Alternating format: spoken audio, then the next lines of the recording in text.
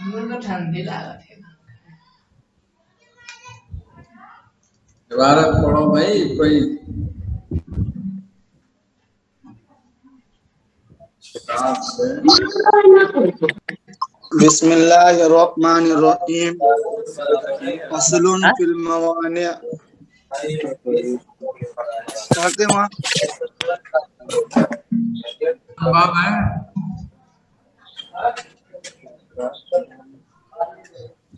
देखिए कौन सा बाब। 11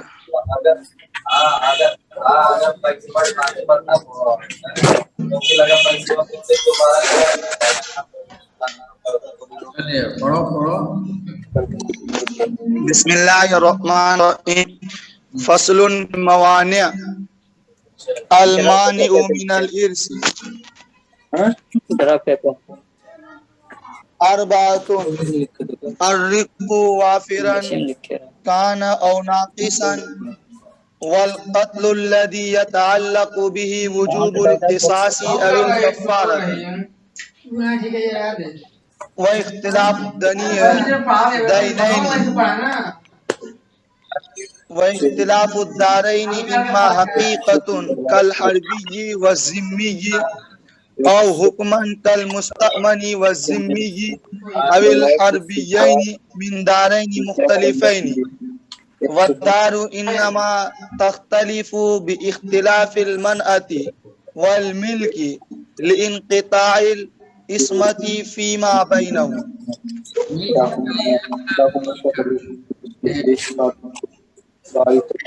मुल्क का लफ्ज़ और हकीकत का लफ्ज़।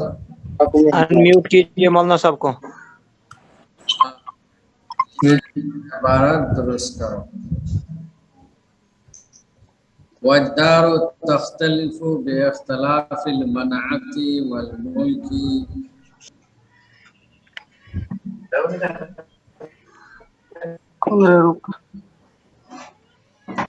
बिस्मिल्लाहिर्रहमानिर्रहीम व सल्लल्लाहु अलैहि व आलिहि वसल्लम।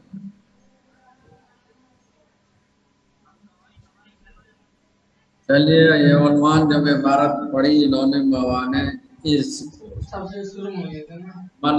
मवाने इसका मतलब है वही बता तो है ये। वो कौन से असबाब हैं जिनकी वजह से वारिसीन हिस्से से रोक दिए जाते हैं। मवाने इर्स विरासत से रोक दिए जाने के असबाब। तो हाँ ये माने कहा तो पहले पढ़ेगा दोबारा। चार बता रहे हैं कि चार असबाब हैं जिनकी वजह से एक वारिस जो मुस्तहक़ इर्स है अपने इस्तेहक़ाक़ से महरूम हो जाता है। नंबर एक रिक़ियत। अगर सबब रिक़ियत है यानी गुलामी तो फिर ये विरासत से रोक दी जाती है। एक गुलाम है उनका कोई मूरिस है इंतकाल कर गया तो मूरिस के माल में ये गुलाम वारिस हिस्सा नहीं पाएगा। वजह यह है कि गुलाम का माल दरअसल आका का माल। ये बहुत मुमकिन है कि बेटा गुलाम हो और बाप आज़ाद हो। बाप का इंतकाल हो रहा है और उसने विरासत में माल छोड़े हैं। बेटे को बतौर विरासत के हिस्सा मिलना चाहिए, ये वारिस होता और वारिस है। लेकिन एक चीज उसमें माने की लगी हुई है, वो है गुलाम का होना, रक़ियत गुलाम का होना। लिहाजा ये गुलामी उनको विरासत में हिस्सा से रोक देगा और वो वारिस होने के बावजूद विरासत में हिस्सा नहीं पाएगा, क्योंकि मनए इर्स वहाँ पाया जाता है। यानी विरासत से जो चीज़ रोकने वाली है वो पाई जा रही है और वो رقیت ہے، غلامی ہے۔ وافرن کا نہ اور ناقصن کا لفظ آیا ہے، چاہے غلام کامل ہو یا ناقص۔ غلام کامل کا مطلب یہ ہے کہ ایسا غلام ہے جو مکاتب نہیں ہے، مدبر نہیں ہے، اس طرح کا غلام نہیں ہے، بلکہ غلام کامل، چاہے غلام کامل ہو یا ناقص، یعنی مدبر ہو، مکاتب ہو یا قن ہو۔ قن کہتے ہیں کامل غلام کو، مدبر کہتے ہیں ناقص غلام، یعنی ایسا غلام جن کو آقا نے زندگی میں تو غلام رکھا، لیکن زندگی کے بعد، مرنے کے بعد آزادی کا حق دے دیا۔ تو یہ غلام تو ہے لیکن صرف حیات بھر کے لیے ہے، یہ ناقص ہے۔ ایسا غلام اگر کوئی مورث انتقال کرتا ہے تو اسے بھی وراثت سے روک دیا جائے۔ اسی طرح مکاتب ہے، یعنی وہ غلام جس کو آقا نے بدلے کتابت آزادی کا حق دے دیا۔ مثلا آقا نے کہا کہ تم 50,000 روپے جمع کر دو تو تم آزاد ہو، ایسا غلام مکاتب ہے۔ اب وہ ڈھونڈ رہے ہیں ایسے کوئی انسان کو، کہیں خواہ انسان کو جو ان کو 50,000 روپے دے دے تو آقا کے پاس جمع کر کے اپنے کو آزادی حاصل کریں، یہ مکاتب ہے۔ جب تک مکاتب ہے، اگر ان کے مورث کا انتقال ہو گیا تو مکاتب بھی وراثت سے محروم ہوگا۔ برکت موانع ارث میں سے ایک مانع رقیت کا ہونا ہے، غلام کا ہونا ہے، چاہے وہ غلام کامل ہو یا ناقص، وافرن کا نہ اور ناقص۔ نمبر 2، دوسری چیز جو مانع ارث میں قتل ہے۔ قتل یعنی اگر وارث نے اپنے مورث کو قتل کر دیا ہے تو قتل کر دینے کی وجہ سے وہ وراثت سے محروم ہوگا۔ قاتل وارث اپنے مقتول مورث کی وراثت میں حصہ نہیں پائے گا، اسے روک دیا جائے گا۔ یہ قتل کہہ رہے ہیں وہ قتل یجب بہ القصاص او الحدود، جن پر قصاص واجب ہے یا کفارہ واجب ہے۔ جس قتل سے قصاص یا کفارہ واجب ہو وہ قتل مانع ارث ہے۔ کون سا قتل ہے؟ تو فقہا نے اس کے کئی درجے بیان کیے ہیں۔ ایک قتل وہ ہے جو عمدن قتل، اگر کسی شخص نے عمدن ایسے آلہ سے جس سے قتل کیا جاتا ہے، جیسے دھاردار آلہ، اپنے مورث پر حملہ کر دیا اور مورث انتقال کر گیا تو یہ قتل عمد ہے۔ قتل عمد ایسی چیز ہے جس پر قصاص واجب ہوتا ہے، یعنی اسے بھی قصاصاً قتل کیا جائے گا۔ اگر مقتول کے وارثین اسی کا مطالبہ کریں گے کہ انہیں قتل کر دیا جائے قصاصاً تو قاضی اس کا حکم دے دے گا۔ اگر اسلامی اسٹیٹ ہو تو وہاں قاتل کو مقتول کے ورثہ کے مطالبے پر قتل کر دیا جائے، اور اگر مقتول کے ورثہ معاف کر دے تو معافی بھی ہو سکتی ہے، لیکن قصاص بہرحال وہ واجب القتل ہے بربنائے قصاص۔ قتل کی دوسری صورت ہوتی ہے شبہ عمد۔ شبہ عمد کا مطلب یہ ہے کہ اس نے قتل تو کیا، یعنی عمد ارادہ کیا، لیکن آلہ یا قتل کرنے کا جو ذریعہ تھا وہ نہیں تھا جس سے کہ قتل کیا جاتا ہے۔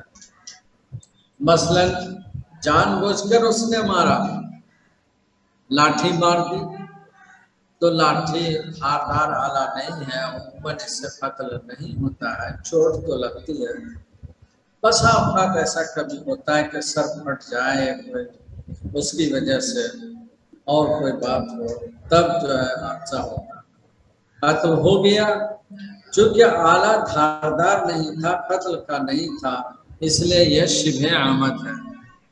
شبہ عمد میں قصاص نہیں ہے بلکہ کفارہ واجب۔ کفارہ میں 100 اونٹ ہے، 100 اونٹ دینا پڑتا ہے۔ اور تیسرا جو درجہ ہے قتل کا، قتل خطا۔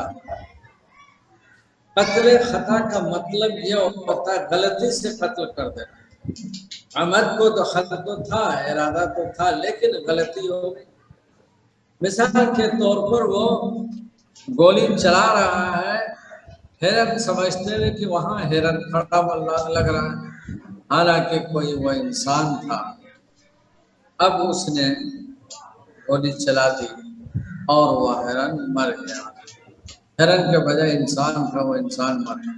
وہ تو خوش ہے کہ میں نے ہرن کو گرا دیا، اور جب دے اٹھایا ڈکاری تو انسان، اس کو کہتے ہیں قتل خطا۔ قتل خطا کے بارے میں یہ ہے کہ فقہا کے نزدیک اس کی یہ ہے کہ اس پر بھی کفارہ واجب ہے۔ ایک ہے قتل سبب۔ قتل سبب کا مطلب یہ ہوتا ہے ایسا سبب پیدا کر دیا جس کی وجہ سے کوئی وہاں قتل ہو جائے، مر جائے۔ مثال کے طور پر سڑک کے قریب زمین تھی اور انہیں کھیتی کرنی تھی، گیہوں کے کو سیراب کرنا تھا کھیت کو، وہاں کنواں کھود دیا تھا۔ رات موٹر سائیکل والے اپنے تیزی سے گزرے، جانا نہ سمجھا، اور گاڑی کس میں تھے کہ گاڑی اسی طرف کر دی، سائڈ کی طرف کر دی، اور تھوڑے ہی دور میں سائڈ میں وہ کنواں تھا۔ جلدی نکلنے کے چکر میں یا کسی بھی وجہ سے کنواں میں جا گرا اور وہ مر گیا۔ تو اس میں کنواں کھودنے والے نے تو اپنے کسی اور مقصد سے کھودا تھا، لیکن یہ مرنے جو اس میں جا کر مر گیا اس کے لیے کنواں سبب بن گیا۔ اس پر نہ کفارہ ہے اور نہ قصاص، قصاص بھی نہیں ہے اور کفارہ بھی نہیں ہے۔ بس معلوم مجھے ہوا کہ اگر مورث کو وارث نے، یہ تو لفظ صاف یہ کہ باپ کو بیٹے نے قتل کر دیا وراثت کے چکر میں۔ اب کبھی ایسا ہوتا ہے آپ دیکھیں گے، اس لیے حکومت نے قانون لگایا کہ جو لوگ بوڑھے ہوتے تھے، ٹیچر وغیرہ ہیں سروس میں سرکاری، 1 سال باقی آخری سال میں ہیں، تو انوکمپا قانون تھا، یعنی اگر دوران سروس کسی ملازم کا انتقال ہو جائے، ٹیچر ہوں یا کچھ بھی ہوں، افسر ہوں یا کرانی ہو، کوئی کسی بھی عہدے پر ہو، اگر وہ انڈر سروس ہیں تو ان کا کوئی بھی وارث اہلیت اگر رکھتا ہے، اس کے پاس ڈگری ہے، تو اس کو بطور ہمدردی کے جگہ مل جاتی، تو اس کو انوکمپا قانون کہتے ہیں۔ اس کی وجہ سے بڑے حادثات ہیں۔ کچھ دن باقی ہیں، مان لو 1-2 مہینے باقی ہیں، گلا دبا دیا باپ کا تاکہ ہم کو سروس مل جائے۔ اب بوڑھے ہوتے ہی تھے، خاص طور ٹیچر وغیرہ بیچارے، پہلے تنخواہ بہت کم ہوتی تھی انگریزوں کے بعد کے دور میں، 12 روپے، 40 روپے، 70 روپے، پھر بعد میں 150 200 ہوئے۔ 1980 کے بعد پھر کچھ تنخواہیں بڑھی، تو ایسے لوگ بیچارے سائیکل سے چلتے تھے، اب بوڑھے ہو جاتے تھے، تو لڑکوں نے یہ حرکتیں کافی کی، جس کی وجہ سے پھر گورنمنٹ کو سوچنا پڑا اور انہوں نے اس قانون کو ختم کیا۔ اور جہاں बाज रखे तो उसको बहुत सी शराइत लगाते बरकत। अब ये होता था, वारिस ने मुरिस को कत्ल कर दिया। सवाल यह है कि वरासत में हिस्सा मिलेगा या नहीं। अब जाहिर अगर ऐसी हरकत की और नौकरी तो हो सकता है उसको मिल जाए, लेकिन अगर बाप ने जायदाद छोड़ी है, मकान है और दूसरी चीजें हैं, क्या इनमें हिस्सा शरअन मिलेगा या नहीं मिलेगा? कत्ल की वजह से हिस्सा नहीं मिलेगा। तो ये वरासत से मवाने में से एक दूसरी माने ये वारिस का मुरिस को कत्ल करना है।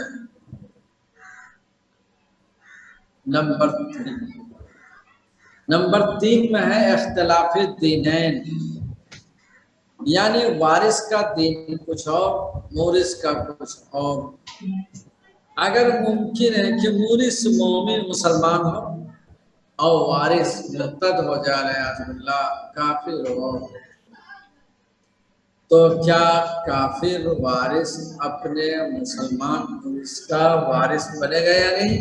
वारिस तो है लेकिन वरासत में हिस्सा में बनेगा या नहीं?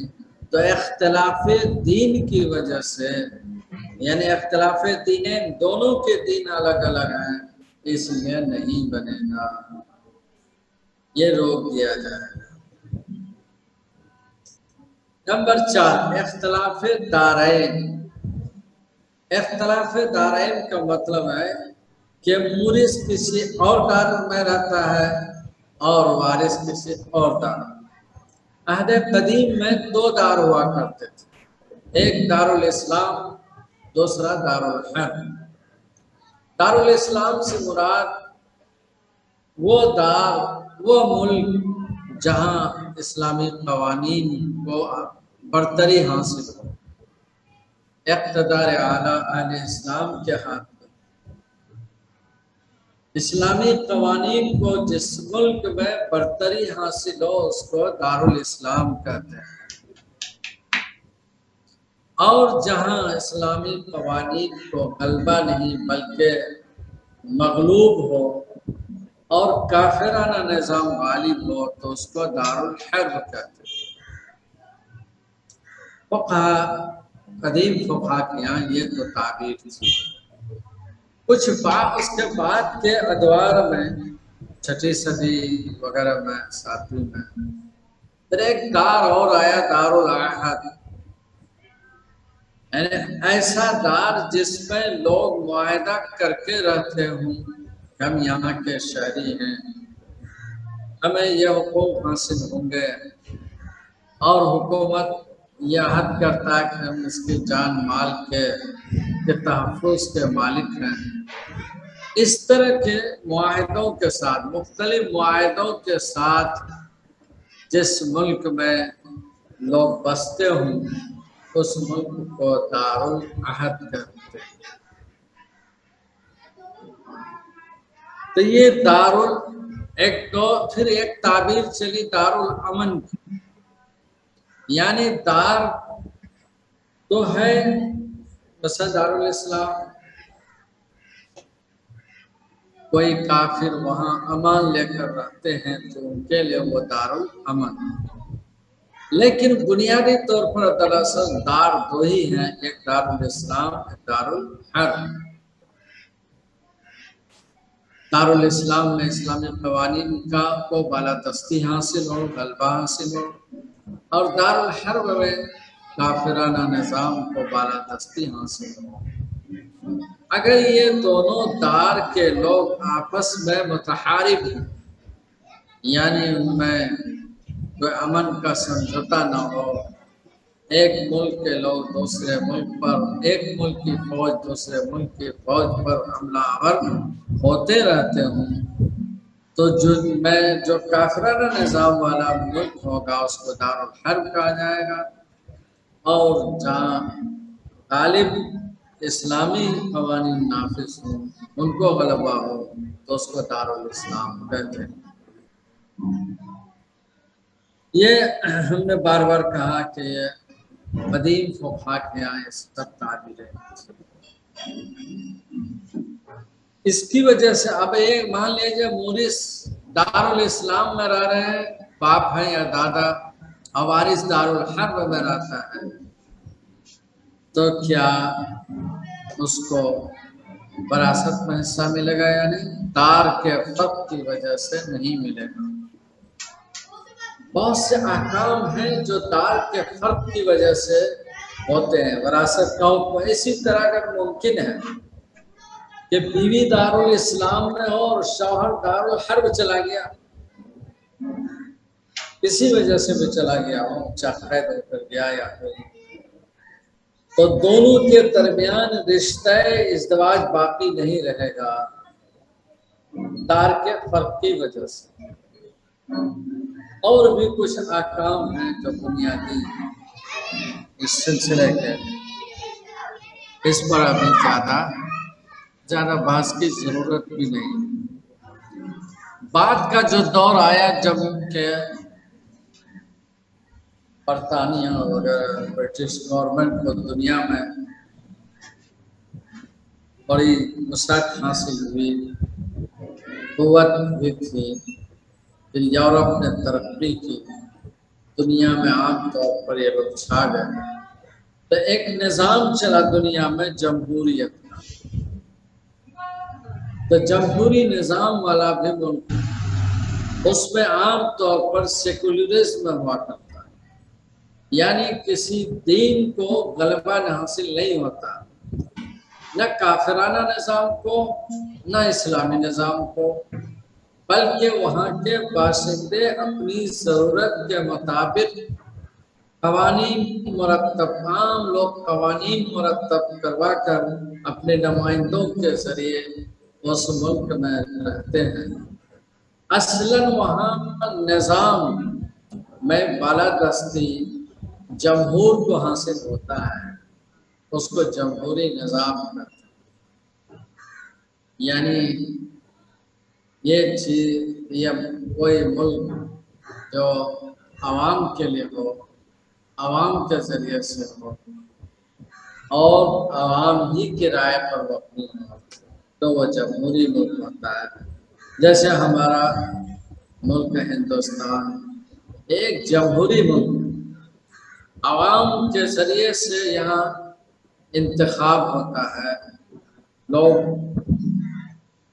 جو لوگ ووٹنگ کرتے ہیں ان کے ذریعے سے جس پارٹی کو، جس لیڈر کو اکثریت حاصل ہوتی ہے وہ حکومت پر آتے ہیں، اور یہ انتخاب عوام کے ذریعے ہوتا ہے. عوام کو اس ملک میں آزادی، خود مختاری حاصل ہے، جس کو سویرینٹی کہتے ہیں، خود مختاری. اور اس کے لیے ایک مدت ہوتی، جیسے 18 سال کی عمر ہے. اب وہ اس کو آزادی خود مختاری یہ ہے کہ وہ اپنے سے چاہے جس لیڈر کو چاہیں چنیں، وہ ووٹ دے سکتے ہیں، ان کے حق میں ووٹ دے سکتے ہیں، اور جن کے ووٹ زیادہ ہو گئے وہ چنے جاتے ہیں، نمائندہ بنتے ہیں، اسمبلی میں بنتے ہیں، آگے پھر پارلیمنٹ میں بنتے ہیں. اس طرح تو یہ ایک مستقل الگ دار ہے جس کا تصور عہد اسلامی میں نہیں تھا، لیکن بعد میں یہ چیز آئی، اور دنیا میں زیادہ تر جو اس وقت نظام ہے جمہوری ہی نظام ہے. ایسا ملک جہاں بہت سے قومیں بستی ہوں، جیسے ہمارا ملک ہے، یہ مختلف اقوام و ملل کا یہ مجموعہ ہے. یہاں زبانیں بہت ہیں، مختلف زبان کے لوگ رہتے ہیں. ایسا کم ملک ہے جہاں کی اتنی قومیں، بڑی تعداد میں قومیں ہوں، اور بڑی تعداد میں الگ الگ زبانیں اور الگ الگ تہذیب ہے، کلچر ہے. الگ الگ لوگوں کے یہاں رسومات و رواج ہیں جن کو کسٹم کہتے ہیں. یہاں قبائلی بھی لوگ بستے ہیں، سویلائزڈ لوگ بھی بستے ہیں، मजदूर तबका भी होता है और दौलतमंद भी तबका है, ताजिर भी है, तरह तरह की बिरादरियां हैं, कौमें हैं, नजरियात के हामिल लोग हैं। ऐसे भी लोग हैं जो खेतों में बसना पसंद करते हैं, ऐसे भी लोग हैं जो महल्लात में रहते हैं, शहरी जिंदगी पसंद करते हैं। इस मुल्क में ये रंगारंगी है, इसीलिए कहा जाता है इस मुल्क का हुस्न कसरत में वहदत है। यही इस मुल्क का इम्तियाज है कि कसरत इनके मुख्त अक़वाम व मिलल इसमें बहुत कसीर तादाद, अलग अलग बड़ी तादाद, ये कसरत है इनकी। इन सब के बावजूद सब एक प्लेटफार्म पर हैं, एक कानून के तहत हैं, एक मुल्क में एक निज़ाम के तहत हैं, सबको फॉलो करते हैं। ये इसी को दूसरी ताबीर में कहते हैं गंगा जमनी तहजीब है। यही वजह है कि इस मुल्क को दुनिया में इज्जत की निगाह से देखा जाता है। ये बात सच है कि अरसा से इस मुल्क में जो निज़ाम कायम है आज़ादी के बाद से, यहाँ जमहूरियत को बालादस्ती हासिल नहीं और हमेशा जमहूरी निज़ाम आला पैमाने पर रहा। इतनी बड़ी आवाम जो जमहूरी निज़ाम के तहत मुल्क में दुनिया में नहीं है, इसीलिए जमहूरी निज़ाम वाले ममालिक में हिंदुस्तान को अव्वलियत का मकाम है और इज्जत का मकाम भी हासिल है। यहाँ जमहूरियत का निज़ाम फिल्माना सही माने में वाकई नाफिज है और लोगों को खुली आज़ादी के साथ अपनी जान की आज़ादी, माल की आज़ादी, तहजीब की आज़ादी, दीन पर, अपने मजहब पर, कल्चर पर चलने और रहने की आज़ादी, ये हकीकतन बरसहा बरस से रहा है। इसलिए इस मुल्क को दुनिया के दीगर मुल्कों में बड़ी इज्जत के साथ देखा जाता है। बहरकैफ ये निज़ाम यहाँ ये जारी व सारी है, इसलिए फ़िक़ही तौर पर इसको आप न दारुल इस्लाम की कैटेगरी में ला सकते हैं और न ही दारुल हर्ब की कैटेगरी, एक अलग दार है। ये बातें कहकर हम आपका ज़हन इस तरफ ले जाना चाहते हैं कि ज़माने जब बदलते रहते हैं, तग़य्युर ज़माना होता है और दुनिया की तहजीबें, उनकी बाउंड्री अलग अलग होती जाती हैं, तो अलग अलग हैसियत होती जाती है। ये ज़रूरी नहीं है कि सिर्फ दारुल इस्लाम ही का लफ्ज़ है या दारुल हर्ब का लफ्ज़ है। जैसे कि हमने बताया कि कुछ सदियों के बाद दारुल अहद भी हुआ, दारुल अमन भी हुआ। इसी तरह आजकल दारुल जमहूरिया, जमहूरी निज़ाम आज ये राय है और दुनिया में ज़्यादातर मुल्कों में यही है और इसी को ज़्यादातर इज्जत की निगाह से दुनिया की आबादी देखती है। बस ऐसे मुल्क अगर दो मुल्क हैं अलग अलग, मोरिस किसी और दारुल मतलब जमहूरी दार में है और वारिस कहीं और है, यहाँ विरासत का हिस्सा क्या होगा? तो जाहिर बात है इसका हुक्म एक ही समझा जाएगा। जब दोनों जगह अमान कायम है और बाख्तियार जिंदगी है तो इसको समझा जाएगा कि एक ही दार में दोनों हैं, इसलिए वहाँ का मोरिस यहाँ वारिस होगा। ये असल हमको बता रहा था। इस तरह के दार में अगर हूँ मसलन एक शख्स यहाँ हिंदुस्तान में और उनका मोरिस मान लिया जाए कि बांग्लादेश में है, तो यहाँ दोनों निज़ाम जो है जमहूरी निज़ाम है, इसलिए एक दूसरे के वारिस होंगे। इसी तरह और कोई दूसरे जमहूरी मुल्क में रहते हैं तो वहाँ जैसे बगल में पाकिस्तान है, वहाँ भी जमहूरिया है, तो वहाँ और यहाँ के जो वारिसीन आपस में एक दूसरे के वारिस होंगे। ये चार वो मवाने इर्स हैं, मवाने इर्स। باوجود وارث ہونے کے وراثت سے روک دیے جاتے ہیں. ان میں سے ایک وہ ہے غلامی کا ہونا. نمبر 2 ربیت کا ہونا. ربیت رب غافرن کانا ہو ناقصن، کامل ہو یا ناقص. نمبر 3 اختلاف دینین. نمبر 4 اختلاف دارین.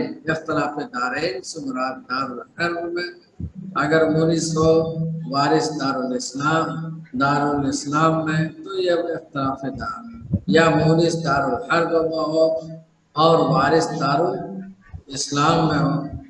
اور اسی کے برعکس ہوگا کہ مورث دارالاسلام میں ہو اور وارث دارالحرب میں ہو تو یہ اختلاف دار ہے. لیکن آج کے دور میں جو مختلف دار ہیں، جو جمہوری نظام جہاں ہے، سیکولرزم کا نظام ہے، تو یہ الگ نظام ہے. یہ دار ایک کہلائیں گے. اگر اس طرح کے مختلف ملکوں میں رہنے والے لوگ ہیں تو ان کو وراثت میں حصہ ملے. اور رہنے سے مراد یہ ہے کہ جہاں کی قومیت ان کو حاصل ہو، نیشنلٹی حاصل ہو، وہ وہاں کا باشندہ سمجھا جاتا. وقتی طور پر جیسے آج کل ملازمت کے لیے چلے گئے، کوئی امریکہ چلے جاتے ہیں، سعودی چلے جاتے ہیں اور جگہوں میں چلے جاتے ہیں، تو یہ وقتی وقت امان لے کر بطور ملازمت کے جا رہے ہیں. اس میں دار الگ نہیں ہوا ان کا. ایک وقت وہ دار تو یہی ہوگا جہاں رہتا. مثلا ہندوستان میں ان کا دار، ان کا گھر، ان کی قومیت، نیشنلٹیز یہی کی. اور اگر وقتی طور پر کہیں چلے گئے لندن، امریکہ، کہیں، یہ مختلف دار والے نہیں کہلائیں گے، بلکہ ایک جگہ کے باشندے سمجھے جائیں گے اور وہاں گئے. تو یہ اس باب کا حاصل ہے. اب اس باب کے بعد ایک دوسرا باب ہے. اور بھائی اگر کوئی پوچھا وہ ٹائم نہیں ہے. یہ بتایا اس لیے یاد رکھنا، امتحان میں بہت آتا ہے موارث کا.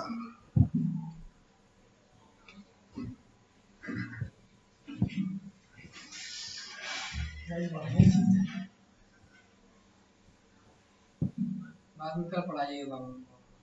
پوچھنا ہے کسی کو کچھ؟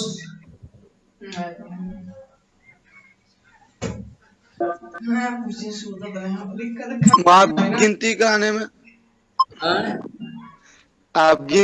کرانے میں ترتیب بدل دیے، پھر سے گنتی کرائے. کیا گنتی کرایا؟ جیسے رقیت، پھر دوسرے نمبر پر قتلن ہے. ہاں قتل ہے. قتل سے مراد قتل عمد، شبہ عمد، خطا، یعنی ایسا قتل جس کی وجہ سے قاتل پر قصاص واجب ہو جائے یا کفارہ واجب ہو. اس قتل کی وجہ سے اسے قاتل کو وراثت میں حصہ نہیں ملے گا. یہاں سے وہ اما حقیقتاً کل حربی و ذمی او حکماً کل مستعمنی و ذمی. مطلب یہ ہے کہ حقیقتاً اسی میں رہتے ہوں، مثلا دارالاسلام کا رہنے والا وہیں رہ رہے ہیں. اور حکمن کا مطلب کل حربی وغیرہ جیسے بتا رہے ہیں، جیسے کہ کوئی دارالحرب کا رہنے والا کافر ہو، وہ حربی کہلاتا ہے. اگر وہ عمل لے کر کے دارالاسلام آ گیا ہے تو مستامن کہلاتا ہے. وہ اگرچہ دارالاسلام میں ہے لیکن وقتی ہے، یہ حقیقتاً نہیں.